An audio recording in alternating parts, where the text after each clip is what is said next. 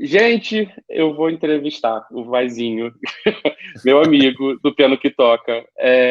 Se vocês não conhecem o Vaz, vocês não sabem o que vocês estão perdendo. Para mim, é um dos conteúdos mais sensíveis e mais delicados que existem no YouTube, nas redes sociais hoje em dia. Ah, não tô mentindo não, gata. Eu sou muito apaixonado pelo seu conteúdo, de verdade. Você sabe, toda vez que você faz live lá no TikTok, eu tô lá. Que ótimo. Não, mas eu gosto muito, de verdade, assim. Quando eu dava aula de teatro, eu fazia muito o que ele faz, assim, que era pegar as músicas e destrinchar, não da maneira maravilhosa que ele faz, mas justamente para falar como a arte bem feita é feita e tal. Mas, assim, enfim, não é sobre mim, é sobre ele. Então, Vaz, eu vou começar com a primeira pergunta, falando assim, se apresenta, e quem é o Vaz? O Vaz é um pianista, é um professor, é um tutor, é um marido, que está tentando, com o seu trabalho, sensibilizar as pessoas e democratizar a música instrumental, música clássica, da maneira mais efetiva possível, entre todo mundo, de uma maneira mais geralzona. Transformar a música clássica em música popular. Eu super acho que cara, é muito engraçado, assim, que eu tô trazendo para essas entrevistas os artistas que eu gosto, assim, eu tô muito tiete, eu tô tentando, não sei, eu não tô conseguindo. Mas enfim, tá, vamos lá. Segunda, como é que você se descreveria, agora não tanto como profissional, mas como pessoa, como você se descreveria? Como pessoa. Eu acho que eu sou um cara sensível, caseiro, que gosta muito de festa, que gosta muito de afeto, que gosta muito de comida, que preza muito pelos vínculos afetivos, de amizade, e que gosta de conhecer gente, gosta muito de conhecer gente, sempre gente nova, que gosta muito de conhecer música, independente do trabalho, né? Acho uma alegria quando eu conheço um artista novo, um músico novo, ou um artista novo, nem precisa ser música, pode ser um artista, né? Que inspira, porque os artistas dão uma virada na nossa cabeça que a gente, depois de entrar em contato e ser encantado por um determinado artista, a gente começa a ver o mundo diferente. Isso é sempre um privilégio e uma oportunidade de recomeçar de novo e ganhar mais uma camada. Ok. Terceira pergunta. Isso antes da gente começar a contar a sua história, antes da gente começar a criar os seus bloquinhos, mas Tá você bom. acha que as pessoas te veem de uma maneira diferente do que você se vê? Como é que eu posso dizer por eles, mas eu acho que isso acontece com todo mundo. Não sei. Eu acho que a gente tem uma visão da gente que a gente procura transpassar para os outros, mas cada um vê de um jeito, né? Eu acho que, sinceramente, com o canal, com o Piano que Toca, eu consegui formatar aí. Eu não digo que é um personagem, porque sou eu mesmo, né? Mas eu consegui formatar um lado meu, que é um lado que eu sempre quis que as pessoas conhecessem, mas eu nunca soube como. Eu achava que era exclusivamente através do som do piano, né? Que isso aconteceria. Ou através do contato pessoal aluno-professor, que essa é uma relação, eu imagino que você saiba muito bem, porque sendo um psiquiatra, você sabe que é uma relação Eu vou ter que corrigir. Eu sou psicanalista, não sou médico, não. Desculpa. Não, problema nenhum. Você como psicanalista sabe que a relação do paciente com você é uma relação muito íntima. Muito. Então, talvez você não saiba que a relação do aluno de piano com o professor é identicamente muito íntima. É mesmo? É quase uma terapia. Você tem porque você tem que buscar do aluno os sentimentos mais profundos, assim, que ele tem para oferecer ali, e a gente juntos tentar encontrar um caminho sobre aquilo que está sendo feito na aula. Então, Na aula eu sei que eu consigo me mostrar muito esse meu lado humano, porque a gente fala essencialmente sobre isso. E agora, eu acho que talvez as pessoas, assim, não sei dizer, não sei se eu já completei o meu raciocínio, mas acho que as pessoas têm um pouco me veem um pouco da maneira que eu gostaria, sim. E talvez por eu ser artista também, é uma coisa que eu trabalho muito, né? Me, me mostrar e refinar essa comunicação, ser o mais transparente, o mais nítido possível, especialmente com relação a sentimentos, porque, ué, eu tô aqui, né, para falar, é meio que para falar sobre isso, né? Mas, enfim, é Lindo, isso. lindo, Vazinho. A relação com o aluno, eu tenho certeza, os alunos me conhecem muito, muito, muito por dentro, Uhum. certamente. Certo. Então, vou começar a buscar o seu passado para descobrir como é que você chegou aí, ok? Ok, Primeira pergunta. Na verdade, eu não gosto nem de chamar de pergunta, eu gosto de chamar de provocação. Eu te provoco e a gente descobre onde é que essas provocações dão, tá? tá. Qual é a primeira memória que você tem da sua vida? Aquela mais antiga, lá de trás, assim. Deve ser essa aí mesmo que você pensou. É, porque ela É, sempre aparece assim, clique. A gente tentar, não deve ser essa. eu vou falar de comida. Eu sou taurino, eu acho ótimo. Eu tenho algumas, mas assim, eu tenho uma de comida, tenho uma de música. Eu lembro a primeira vez que eu me dei conta como era gostoso carboidrato com proteína. Arroz com bife. E Nossa. eu fiquei muito, falei, nossa, isso aqui é a melhor coisa que eu já comi na minha vida. E eu me lembro da primeira vez que eu me emocionei com música. Eu tava. A minha irmã tinha ganhado um disco do Michael Jackson, o Thriller, o disco mais famoso do Michael.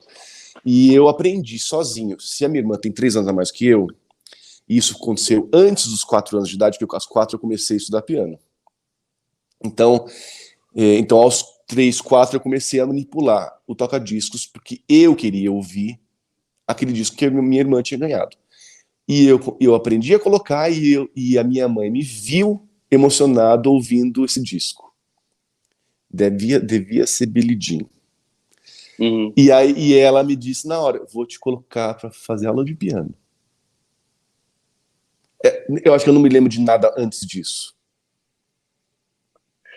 Deixa eu dizer a minha empolgação, porque eu lembro também a primeira vez que eu me emocionei com uma música, e também foi com o Michael Jackson. É mesmo? Pronto. Ele foi a primeira pessoa que me tocou assim, com certeza foi. Tanto que eu fui atrás, né? Tipo, aprendi a mexer no toca-discos, porque eu precisava fazer isso por minha conta. Não queria ter que pedir para alguém, coloca a música para mim. E, e depois eu lembro que o primeiro, talvez, acho que nesse ano mesmo, ou em seguida, meu primeiro presente de Natal que eu me lembro de ter pedido, eu escolhi meu presente, foi um disco da Rita Lee, minha primeira heroína também. Então são memórias muito musicais também que eu tenho dessa primeira infância. E como é que você descreve essa primeira infância? Essa primeira infância foi muito tranquila. A primeira infância, eu digo, é até os 6, né? É, por aí. Porque É que a depois escola, a escola muda tudo, né? A escola muda bastante tudo, né? sim. Mas a primeira infância, até os 6, eu tenho essas lembranças de ter começado a estudar piano e de adorar estudar. Eu me lembro também que isso minha mãe me fez me lembrar que eu, antes de tomar café da manhã, eu ia tocar piano. Eu acordava com o olho bem fechando, já ia direto pro piano, ficar enquanto não estava pronto o café, ficava ali mexendo no Caramba. instrumento. Uhum. Aí Quem depois eram as veio a pessoas. escola, né? Desculpa. Não, Daí não, depois veio a antes, calma. escola. Não vai pra lá É. ainda não. Vem comigo. Quem eram as pessoas que participavam da sua casa? Quem era a sua primeira família ali? Eu tinha meus irmãos já, né? Meus irmãos, são 3 irmãos, e Uhum. meus pais. A gente não tinha muito, já era bastante gente, não tinha mais. E é lógico, família em volta, né? Os primos, Uhum. mas em casa o convívio era bastante bem forte. Minha mãe segurou a gente muito em casa pra gente não. Vocês já têm. Brinquem com vocês entre vocês. Não precisa de amigo, não. Já tem bastante criança aqui. Dá pra entender por que que o Vaz é caseiro, então, né? Tipo, Mas eu sou entendeu canceriano. desde cedo. Ah, você é um canceriano. Não, eu tinha que perguntar isso em algum momento, porque assim, a maioria dos meus seguidores são LGBT, e se eu não perguntasse seu signo, não ia servir de nada esse vídeo do início ao fim. Tipo, é real, foda-se. Tipo, não. É, você quer, de alguma maneira, descrever essas pessoas que faziam parte da sua infância? Quem eram essas pessoas? Quem eram as suas companhias na primeira infância? Irmãos, né? Meus irmãos. A gente tinha uma relação legal. Eu acho que hoje a gente se relaciona muito melhor do que nessa época ainda. Né? Uhum. A gente se dá super bem, super unido, melhor do que antes. Antes eu não entendia muito bem o que era. A gente queria muito. Acho que todo mundo tinha um pouco desse desejo de sair de casa e ver gente, e conhecer gente, né? Hoje a gente tem uma noção muito grande do valor e da importância da nossa fraternidade. Uhum. E quando criança, você olhava para os seus pais de que maneira? Porque afinal de contas foram esses pais que estimularam o piano, que é hoje o teu instrumento, né? Nossos pais, Tipo, quando a a tua gente é vida. criança, são os nossos heróis, né? São nossas referências principais. Então, com muita admiração, com certeza, né? E minha mãe era minha professora também no ginásio de Ah, sua inglês. mãe é professora. E aí também eu convivia com ela, além de casa, também aqui ali dentro da escola, dentro da sala de aula. Uhum. Então, é sempre relação de admiração mesmo. Uhum. É tranquilo falar sobre seu pai? Tranquilo, super tranquilo. Ah, já tá bom. E seu pai? Quem era seu pai? Meu pai era um tabelião da cidade. Gente, que Então, coisa engraçada. é, Tipo, é uma mãe professora, o tabelião da cidade tem um filho músico. mas meu avô era, eu não conhecia, eu conheci, mas não lembro de muito pouco. Meu avô era musicista, Ah, seresteiro, ele tocava violão e tal. mentira! E tocava violão na varanda da casa dele, que era na praça principal. Porque meus pais são do interior de São Paulo, né? Aham. E a minha mãe também tocava de maneira amadora piano. Minha mãe tinha um coral. A partir de um momento assim da vida dela, ela virou regente de um coral amador também lá na cidade. Capão Bonito, a cidade dos meus pais. E então é, tinha essa coisa. Não é sertanejo, era um pouco meio MPB, assim, da relação, mais a minha mãe, né? A parte artística é mais a minha mãe. Meu pai era mais, gosta muito de música, mas mais, é um burocrata, né? Alguém tem que ser nesse mundo, né? Um burocrata. Alguém É, tem que fazer serviço. Ok. exato. Entendi como você era como criança, quem eram as pessoas que te acompanhavam nessa época, como é que era a sua relação com esse instrumento, esse piano que chega, a sua relação com a música, como é que o Vaz é criança, aí tá. Essa criança, dentro de casa, com esses irmãos, com esses pais, dessa maneira lá, vai entrar na escola. Vai ter que botar um uniformezinho e ir pra escola. Como é que é isso pro Vaz? É muito tranquilo, eu sempre gostei de estudar, de ir pra escola, muito, muito, muito tranquilo. Eu acho que teve um determinado ponto que eu não sei qual é ali, em que ponto. Porque também eu comecei a estudar piano muito cedo em outra cidade. Comecei a ir para o conservatório em Tatuí. Então eu tinha a escola e eu tinha o conservatório, né? Toda semana. Uhum.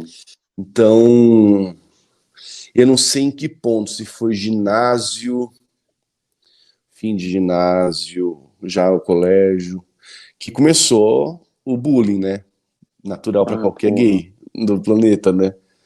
E, e, e eu não sabia nem o que era a coisa de ser gay, né? Então, mas as pessoas viam claramente que eu era. Então, Você aprende, então, o significado, que a palavra gay ou viado, né, que é o que a gente chama a gente quando a gente é mais novo, ela é uma palavra errada antes de entender o que isso significa, então. mas aqui, sem dúvida, a minha casa é extremamente católica Uhum. e a cidade dos meus pais é em grande porcentagem, a maior parte, conservadora, para não dizer fascista. Então, ali era um lugar não, eu não era bem-vindo. A minha natureza não era bem-vinda do jeito que eu vim ao mundo. Uhum. Então, eu comecei a ter que lidar com isso em algum ponto. Talvez a coisa, talvez de ser mais afeminado, ou de levantar assuntos, ou se interessar por coisas que não era dos meninos, começou a ser um problema. Ah, isso aqui, por exemplo, essa camiseta, Ah, eu uso com o maior orgulho, porque esse é um presente que eu pedi e não ganhei quando eu era criança. Eu quis muito uhum. ter o ursinho carinhoso e meus pais se negaram a me dar, porque o que é isso? Tá maluco? Não vou te dar ursinho, né? Então é uma coisa que ficou mal resolvida para mim. E eu achava lindo o desenho, eu achava colorido, eu achava delicado, eu achava lindo eles terem poderes na barriga e, E eles sabe, resolviam tudo com amor, né? tudo com amor Tudo com amor. e eu adorava aquilo, eu ficava encantado pelo desenho e eu, lógico, queria ter um para mim, né? E isso não.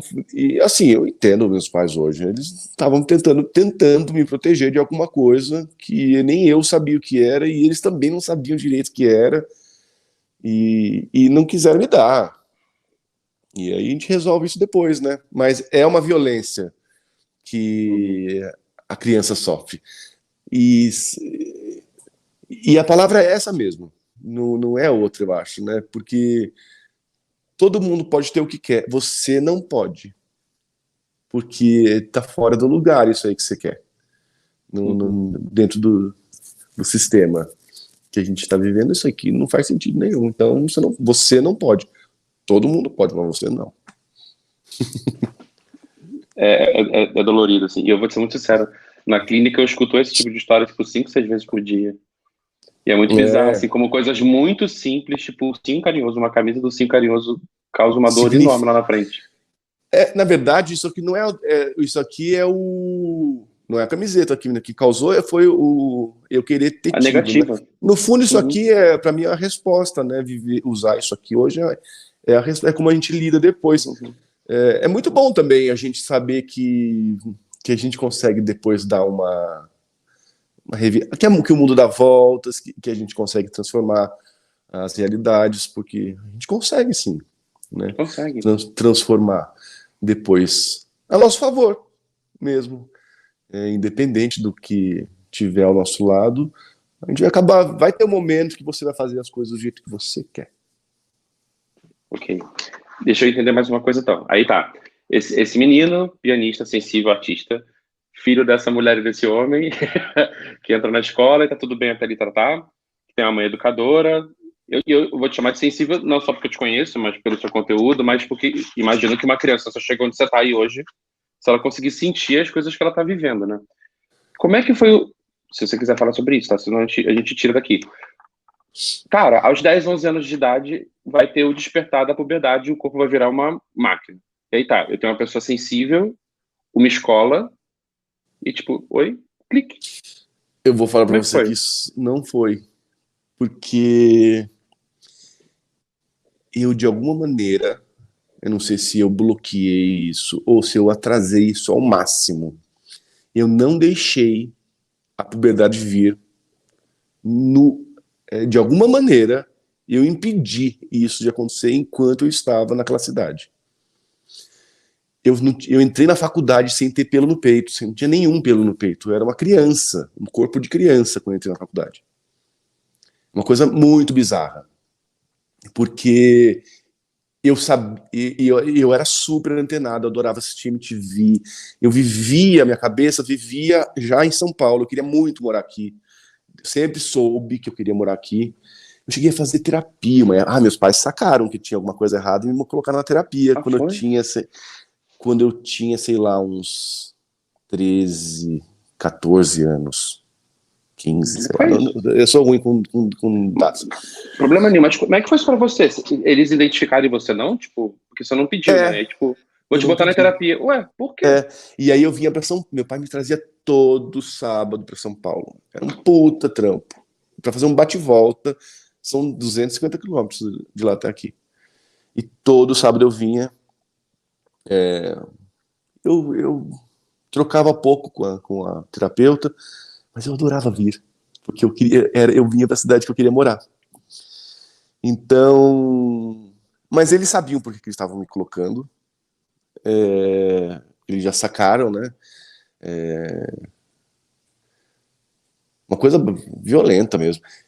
Eu soube depois de velho que chegava gente no cartório do meu pai falando assim: não é possível que é verdade isso que estão falando da sua família sobre mim. As pessoas cobravam assim no balcão do cartório a minha sexualidade. É uma coisa assim. E meu pai teve que lidar com isso, né? Então minha família teve que lidar com isso, meus irmãos tiveram que lidar com isso, cada um dentro do seu espaço. Mas eles me colocaram na terapia e todo mundo, de alguma maneira, lidou com serenidade também, com a maturidade que cada um tinha no momento. Para alguns foi mais difícil do que para outros. Eu também estava me descobrindo, eu não sabia o que era ser gay. Então, enfim, eu nem sei onde que eu estava falando isso, porque eu quebrei para esse lugar, mas eu queria vir para São Paulo. Onde é que eu estava mesmo? Você estava contando que você, tipo, você conseguiu impedir de alguma maneira, a sua Ah, puberdade isso, a ponto isso, de... isso. Exato, isso. Então, eu sabia que a puberdade ia me trazer para um lugar muito especial. E eu não queria viver esse momento lá, naquela cidade. Eu não queria viver, porque eu ia ter que lidar também com desejos, eu imaginava. E eu também não sabia que desejos seriam esses, porque eu não sabia que eu era formalmente, assim, não tinha isso. Eu lembro de ter assistido o filme lá, Filadélfia, e ficado arrasado, porque eu sabia que eu de alguma maneira, minha vida estava vinculada com aquela história, ainda mais com, imagina, com a coisa toda da AIDS acontecendo, e eu Eu, criança, eu posso perguntar a sua idade? Você se eu ofende de tenho, alguma maneira? claro que não, eu tenho Relaxa. 45, eu tenho 45 anos. Então você viveu os anos 80 ali, né? Tipo, É todo, né? Eu vi tudo, você viu Cazuza, você viu a galera... todos, e as primeiras respostas, né, da sociedade sobre. Então era terrível, era o apocalipse, né? E você se dar conta que você faz parte da galera do apocalipse, né? Criança, então é terrível. De qualquer maneira, a gente tem também na juventude essa crença, sei lá, eu tinha, de que tudo ia dar certo e que eu ia dar um jeito de ser feliz, de alguma maneira ia ter que rolar para mim. Eu não sei como, talvez eu não seja o pleno, como as pessoas populares da escola são, mas eu ia fazer o melhor por mim. E a primeira coisa Uhum. que eu tinha que fazer era sair daquela cidade. Isso era para mim era primordial. Tanto que eu cheguei em São Paulo, o meu corpo começou a se desenvolver. Uma coisa maluca. Tudo bem, eu entrei na faculdade com 17 anos. Uhum. Eu era moleque mesmo, né? Ainda assim, era moleque, mas também muito. Aí entra outro momento da vida, né? A gente vai se dando conta de outras coisas. Quanto eu, por exemplo, fui me dando conta de quanto eu era fútil nesse momento da minha vida, de acompanhar muito TV e ser muito fissurado em grife, sabe? Uhum. Essas coisas. E eu fui me dando. Aí foi ótimo cair numa faculdade de artes, com um monte de gente. Rapidinho isso foi arrancado de você, né? Imagina, isso aí não combina. Não Aham. que não possa, pode, mas interessa coisas mais profundas, coisas mais consistentes, né? Então foi um momento muito bom, muito importante para mim, de renúncia até, sabe? A um monte de Uhum. coisa que eu cultuava e que para aquele jovem que acabava de sair do armário, que tinha que lutar para ser alguém com essa profissão bizarra que era ser pianista. Meus pais já. Minha mãe defendia, mas meu pai, você não quer fazer outra coisa? Então, assim, é uma hora de autoafirmação muito, muito importante também. Tudo junto, né? E Uhum. hormônios. Aí você começa a se ligar que você nunca teve amigo de verdade, porque você nunca teve. Sempre andei com hétero, né? No interior. Então, e sempre era uma coisa assim, eu não sabia o que eles estavam falando, eu não sentia o que eles sentiam, eu não compartilhava, não empatizava com aquelas sensações. Eu fui ter amigo, de a gente trocar com sinceridade experiências, foi na faculdade. Então eu era meio infantil também na faculdade, porque eu estava querendo reviver tudo que eu não vivi até aquele momento. Porque eu queria falar dos meninos que eu achava bonito, dos caras que eu achava bonito, sabe? Isso era tudo muito extraordinário e libertador para mim. Poder falar sobre isso era, nossa, e com liberdade de falar com os amigos, né? E perceber que tinham milhões como eu, milhões. Então foi um momento muito maravilhoso. E também assustador, né? Porque aí que a gente começa a quebrar a cara também com as pessoas e o que é o caminho de todo ser humano. É muito interessante você dizer isso, assim, porque eu tenho uns pacientes mais novos justamente estão nesse lugar de quebrar cara e estão achando que a vida vai ser assim, que eles jamais sairão dessa sensação horrível de perder o primeiro amor, e que Ah, mas jamais esquecerão. aí você fala pra eles, sabe o quê? É porque você é um romântico. É Uhum. só isso. Eu Não é, falo, eles não acreditam, não, eles me chamam de Kakura. Ai, mas na mas tua no época fundo, me mas respeita. é muito bom ser um Sim. romântico, porque é, eu como pianista, olha que curioso, eu tive uns relacionamentos que deram certo, que deram errado e tal. Mas Aham. chegou um ponto ali nos meus 20 e tantos anos que eu não tinha vivido ainda uma paixão avassaladora. E é uma coisa que eu sentia falta, até pro meu currículo, sabe, como artista. Para poder entender, Chico Buarque é preciso viver alguma coisa assim. Não, eu Eu precisava. acho. Você fala Chico Buarque, eu queria tocar bem Schumann, eu queria tocar bem Chopin. E não adiantava, porque eles são os heróis românticos, e eles viveram o romantismo da maneira mais aguda possível, né? Então, eles são, por isso que eles são os heróis, né? Então, eu não sei se eu acabei me envolvendo numa situação porque a vida me colocou, mas ou porque eu também queria viver essa sensação no limite extremo.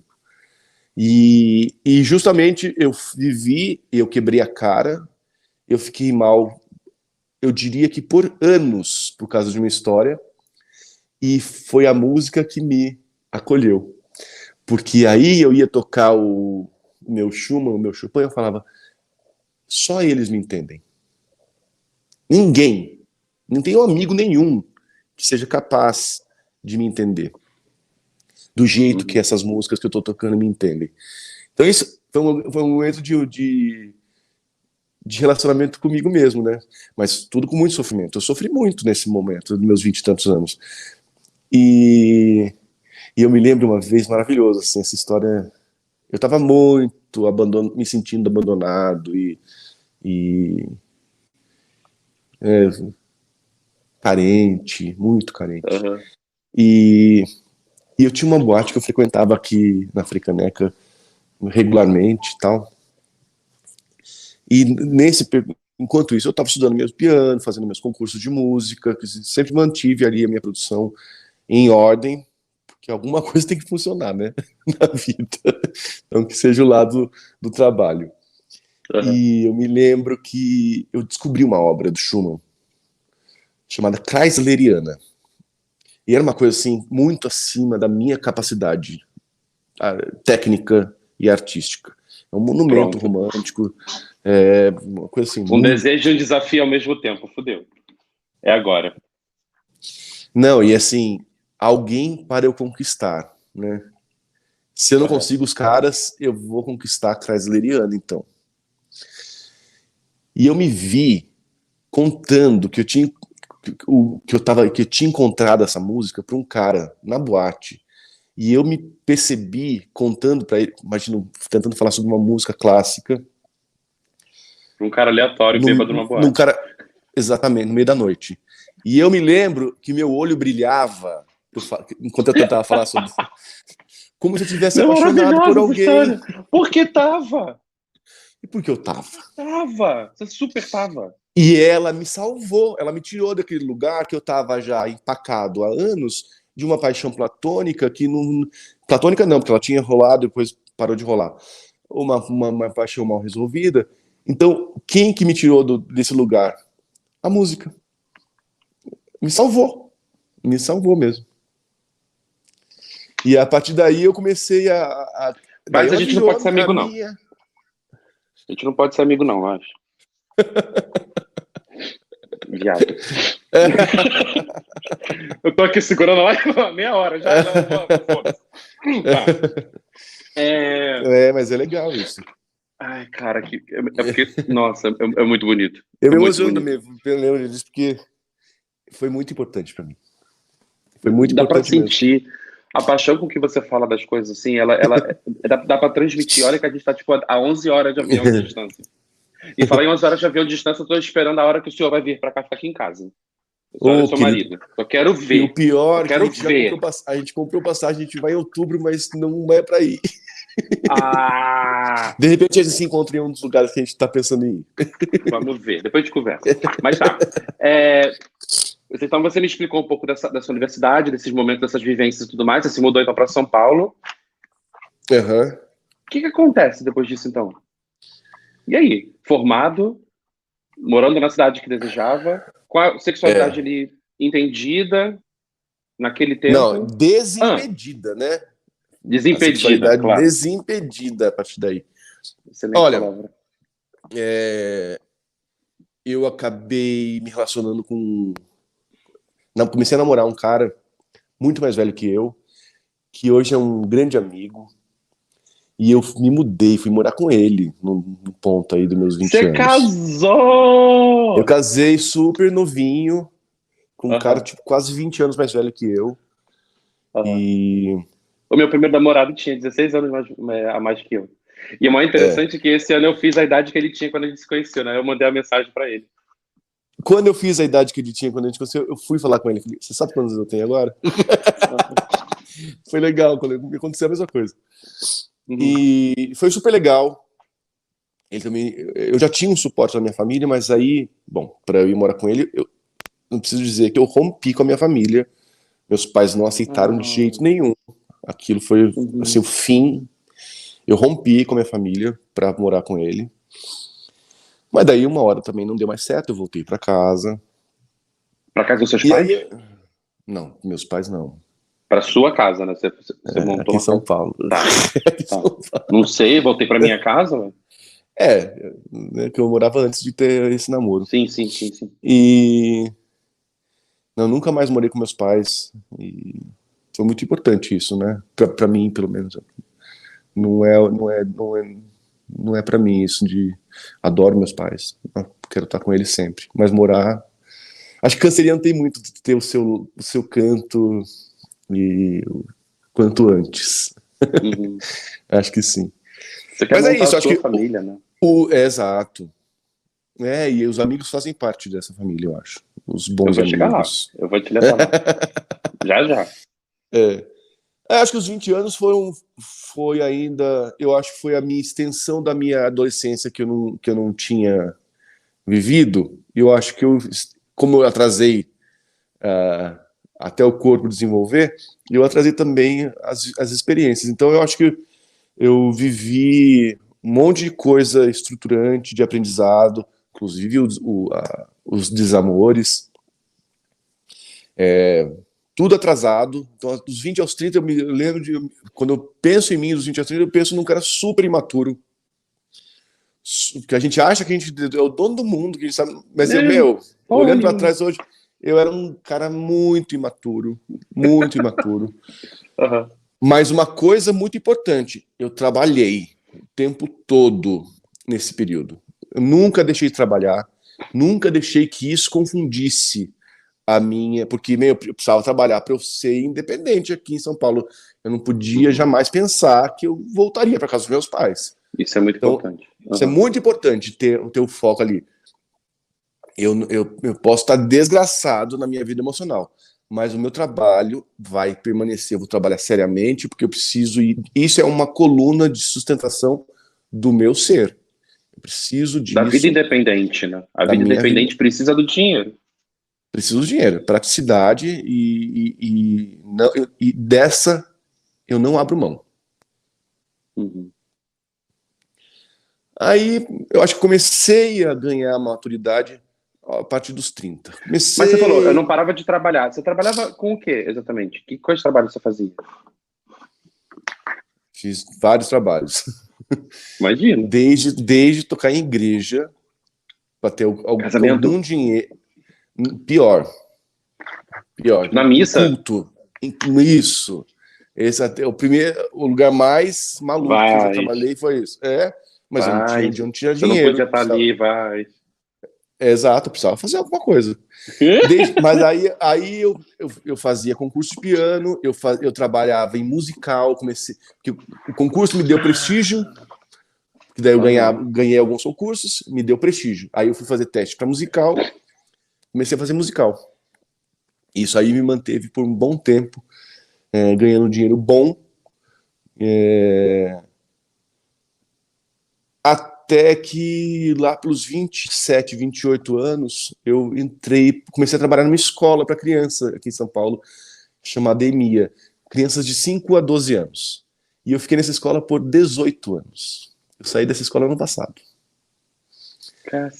Eu trabalhei Caceta. como criança, e aliás, eu acho que me formou muito, até esse meu jeito de falar sobre arte no meu canal, por eu ter tido que falar com criança, despertar em criança as sensações, os sentimentos. Como é que eu falo com uma criança para que a criança entenda? Né, de uma maneira. E não é só entender.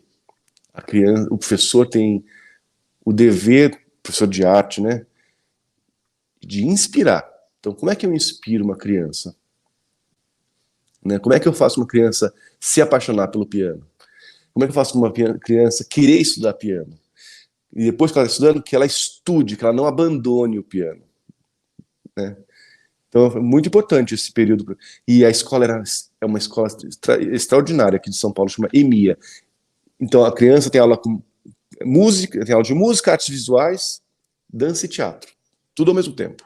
Que maneiro. E na sala de aula, os 4 professores, um de música, fazendo integração das artes. Né? Então, a convivência com os professores das outras linguagens também me nutria. Me ajudava a fazer um monte de analogias, pensar a música por outros prismas.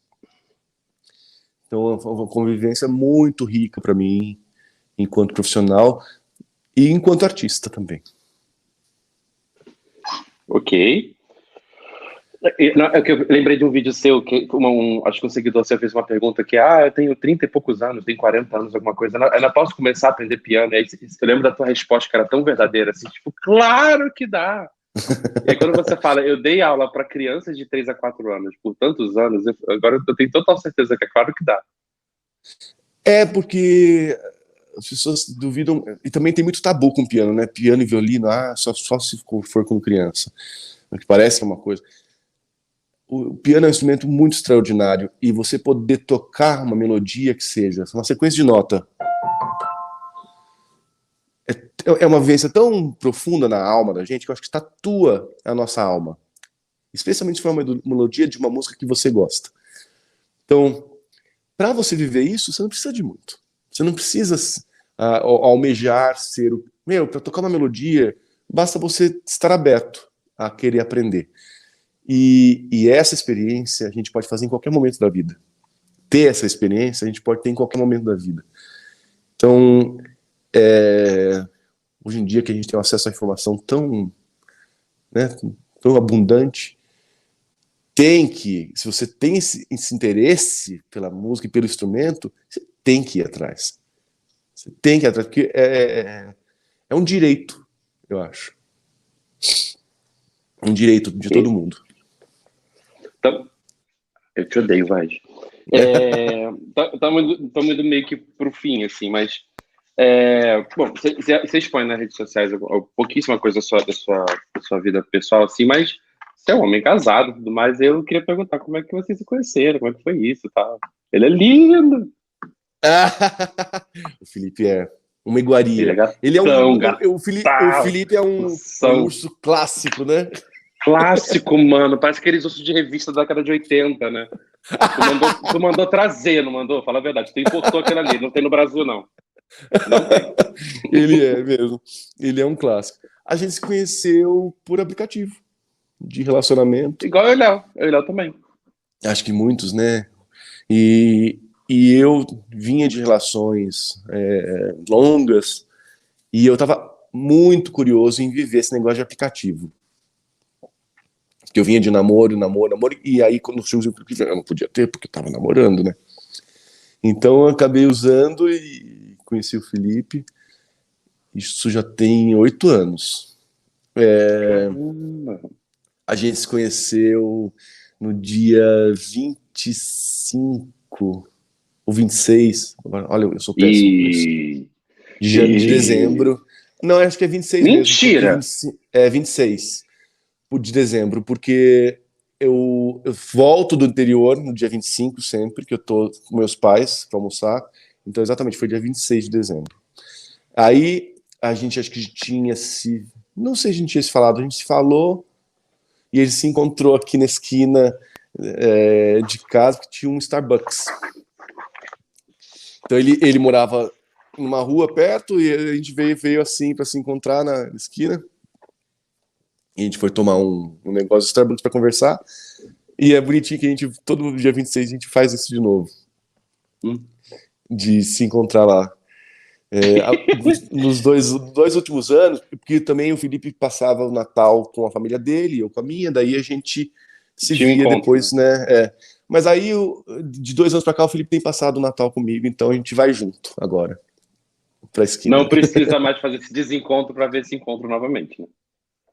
Mas a minha relação com ele é ótima. A gente tem um convívio muito pacífico, que é um presente dos céus. Eu Qual o tenho signo pais. dele? Qual o signo dele? Se eu te falar, você não vai acreditar, porque tá tudo errado. Ele é ariano. Era pra gente brigar o tempo Mas todo. até gosto de arianos. Não sei. Gente que Não é que a entende gente não de... gosta, é que tem gente que bate que não bate, né? Então Câncer a gente parece faz que assim, o pessoal que entende de signo escreve aí o que está acontecendo. Eu sou um taurino casado com um pisciano. também é Dizem uma que não coisa dá que certo. Não sei, eu dizem vivi que não dá certo, eu tô aqui há 6 anos já. Tô ótimo. pronto. É a mesma história que eu, exatamente. Mas isso aí pra mim, porque também não sei se tem tipos e tipos, né, de cada um. Mas a gente convive super em paz. A gente raramente discute, raramente. Isso é uma coisa assim, um presente, porque meus pais são super briguentos. Então eu convivi assim, como exemplo de casa, de relacionamento longo prazo, guerra, briga. E, e é curioso que eu e meus irmãos também, todos nós temos relações Uma família latina tranquilas. normal, numa terça-feira à tarde.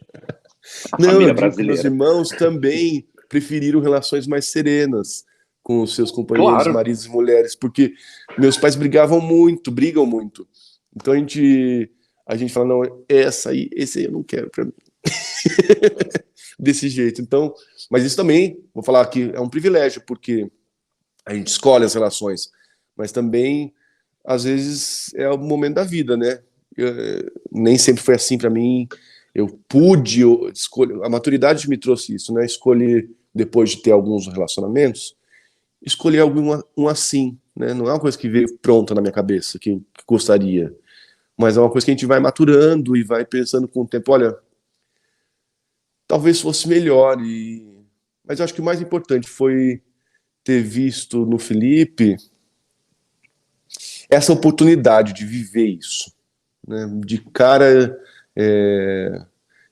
até ele sabe, Ele fala abertamente. Eu não estava afim de namorar quando eu conheci ele, eu estava querendo conhecer aplicativo. E que é o que era novidade para mim, era isso. Aham. Mas foi muito bom eu estar com a idade que eu estava, com a maturidade que eu estava querendo conquistar, porque a gente não nasce maduro, a gente amadurece quando a gente quer. Uhum. Então, eu queria amadurecer, eu queria muito amadurecer, porque eu queria viver uma outra vida que eu não tinha vivido ainda. Então, foi muito bom ter tido essa capacidade de refletir, que é proveniente do amadurecimento, e perceber que o Felipe era a pessoa para mim que ia me proporcionar viver essa vida que eu queria viver, Uhum. que eu escolhi para mim. Aí eu tive que propor essa vida para ele, ele aceitou e pronto, a gente está vivendo bem, porque está tudo conversado, está tudo combinado, que é assim que ele também, né, tinha as, os As questões desejos dele, né? dele, Os é desejos. lógico, né, e que também eu fui entendendo e que topei e a gente tá junto. Como é que nasce o seu canal? Como é que nasce o Pelo que Toca? Vai. O piano que toca veio na Da pandemia. onde nasce isso, cara? Que é muito genial. Por quê, mano? Do nada, assim. Não tem nada Veio parecido, vai. Ou tem. Você conhece alguém que faça alguma coisa parecida, cara? Porque, Isso eu fico muito feliz, que realmente eu vejo. Tem até, acho que eu já vi um cara na Espanha que faz algo parecido. é. É, acho que um cara na Espanha que faz realmente parecido comigo.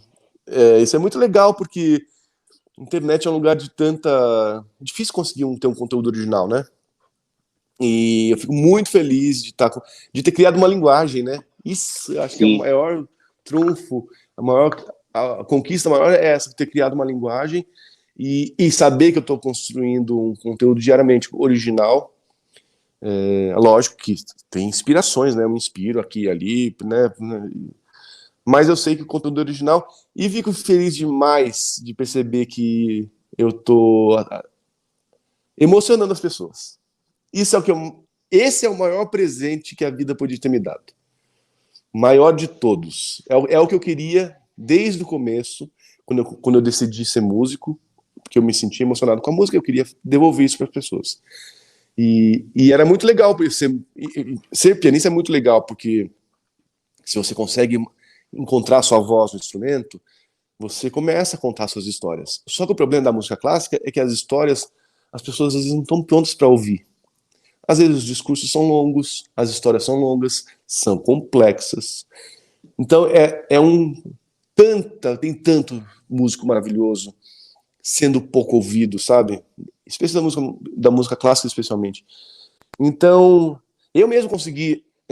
Gente, eu tô ficando sem energia, que eu vou ligar. Ai, meu Deus! Socorro! Peraí, talvez eu tenha que. Eu não sei como é que vai ser. Porque As It Was é uma experiência musical em 3D. O primeiro tema instrumental é em Lá maior. E essa é a primeira ideia musical. Aí entra a voz do Harry Styles. Super melancólico. Digamos que essa é a segunda ideia musical. Que está em cima de um ciclo de Ré, Si menor, Mi7 e Fá sustenido. E aí a gente tem uma oposição, um instrumental super animado e uma sequência de acordes com voz um tanto melancólica. E o clímax da canção é justamente quando ele sobrepõe essas duas camadas.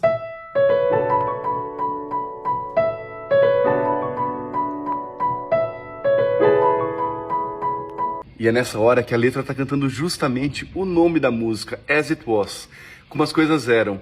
Uma sobreposição também de sentimentos que gostam e que não gostam de como as coisas estão atualmente. A não ser aqui.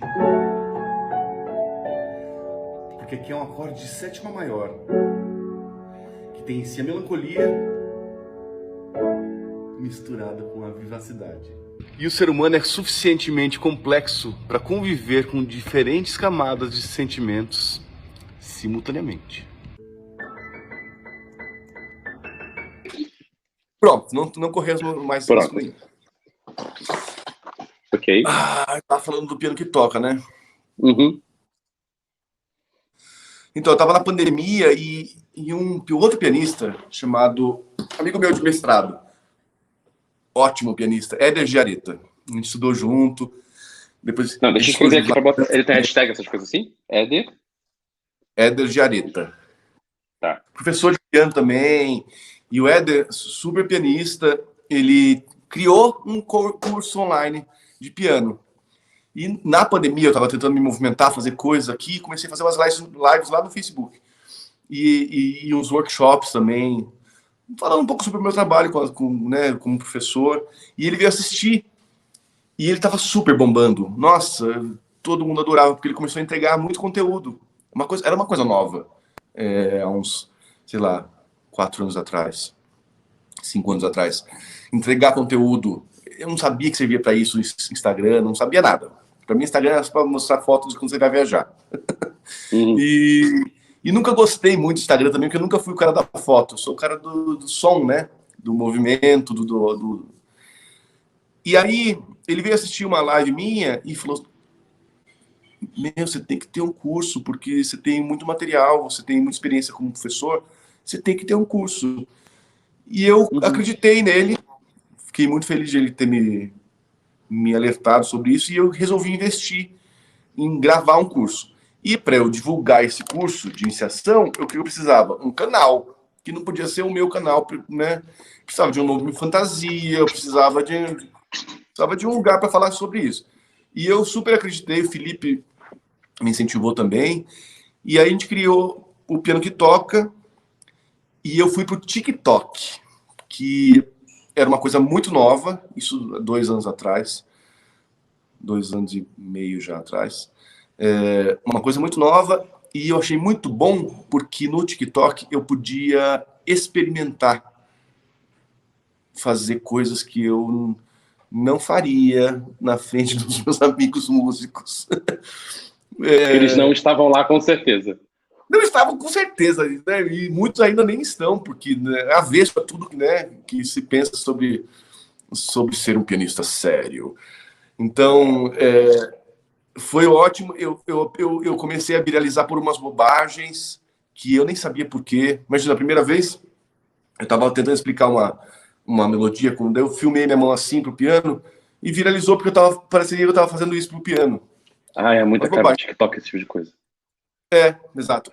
Mas aí eu fui entendendo a linguagem e errando muito, flopando sempre, mas querendo muito criar uma conexão. Porque eu pensava comigo, imagina se eu consigo criar um público. Imagina se eu consigo criar um público para mim. Eu pensava isso quase como um delírio até. Para eu poder falar para eu poder tocar, para eu poder falar sobre as músicas. E eu via, porque como o TikTok era um lugar muito novo, tinha já uns pianistas, né? Lógico, sempre tem, né?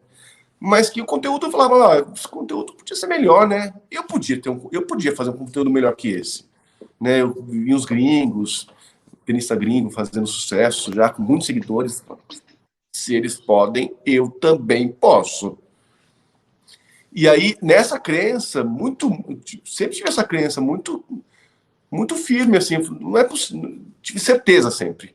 Eu só não sabia como, mas que eu podia. Eu só não sabia como. E no meio das gravações, exatamente 1 ano atrás, eu estava gravando um disco do Villa-Lobos, solo de obras do Villa-Lobos, eu experimentei essa forma de falar sobre os sentimentos das músicas que tinham me pedido. Tinham falado, fala do Dragon Ball. E eu falei, tá. Eu fui ouvir a música, eu não conhecia, porque eu nunca assisti. Mas eu pensei, olha, o que essa música... Eu te conheci por essa música do Dragon Ball. Sério. Sério. E eu juro, sério, real. Eu nunca assisti. Mas eu pensei comigo, deixa eu ver o que a música desperta em mim. Eu comecei a tocar, comecei a ver a partitura, falei, o que ela desperta em mim? E eu gravei um vídeo sem pretensão de nada e viralizou. Porque a abertura de Dragon Ball GT transporta a gente para outro lugar. Eu encontrei a partitura aqui no MuseScore E o tema aparece com esses cachinhos de uva, que é um tipo de escrita coral ou conjunto vocal. Ou seja, várias notas tocando ao mesmo tempo, harmonicamente.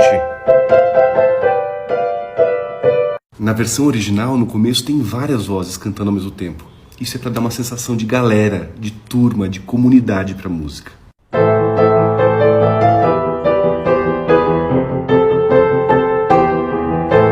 Mas melhor vem agora. Surge o que a gente chama em música de modulação, harmonias que não tinham aparecido no campo harmônico original.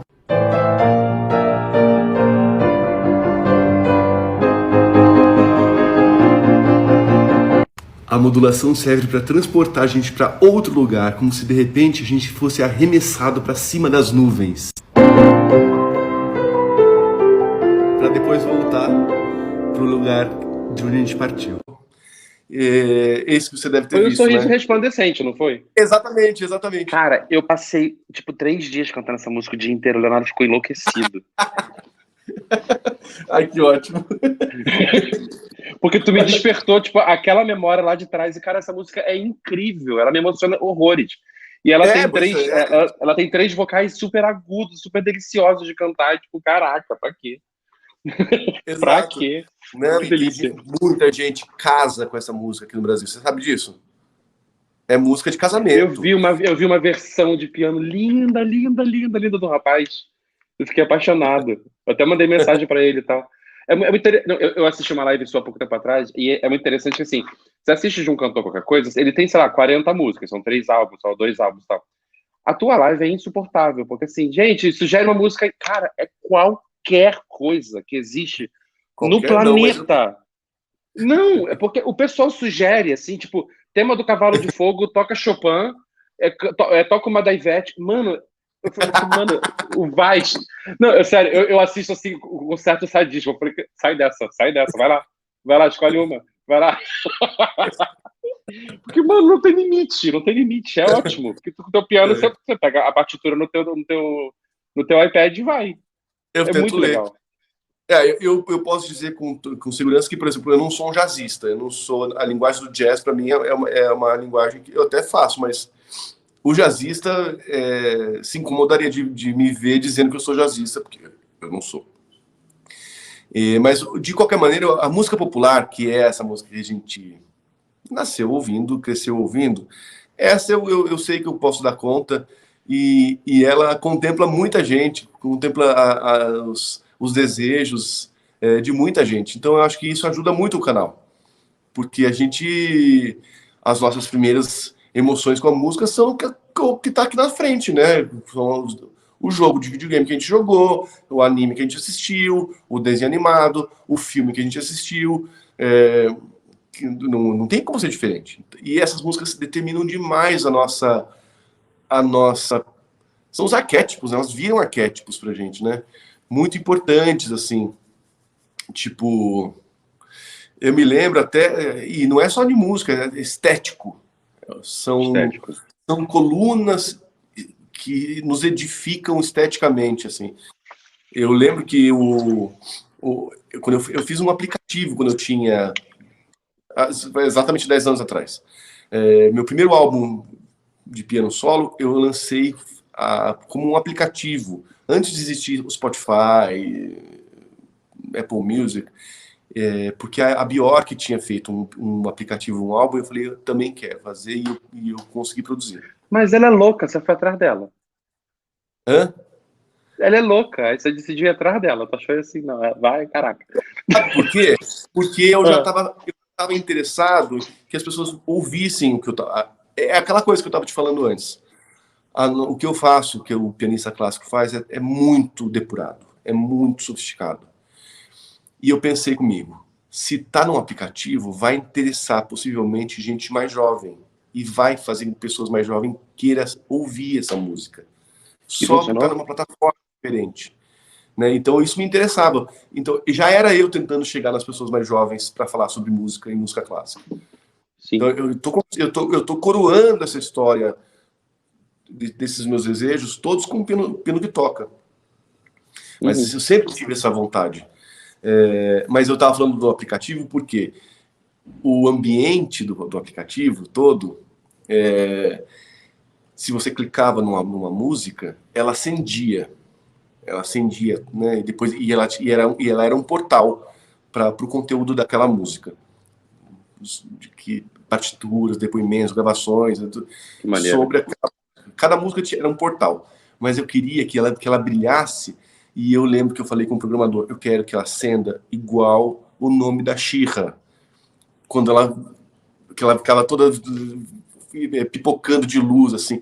E ele fez. Você vê, assistir a She-Ra para mim, quando eu era criança, foi de um enorme impacto estético. Nossa, mas a She-Ra era maravilhosa, gente. Eu sempre preferi mais a She-Ra do que o He-Man, inclusive.